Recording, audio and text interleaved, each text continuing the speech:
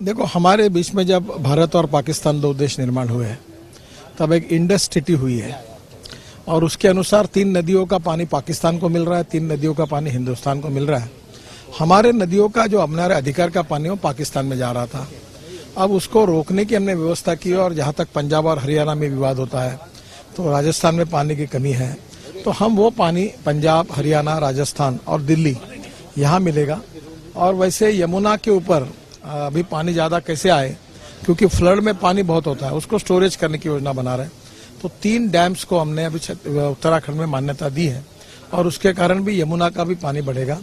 और मुझे लगता है कि राजस्थान, पंजाब और हरियाणा, इनकी जो पानी की समस्या है, दिल्ली, हम किस प्रकार से 100% सॉल्व करेंगे, ये भी हमारा प्रयास है और हमारे अधिकार के पानी को लाना हमारा अधिकार भी है।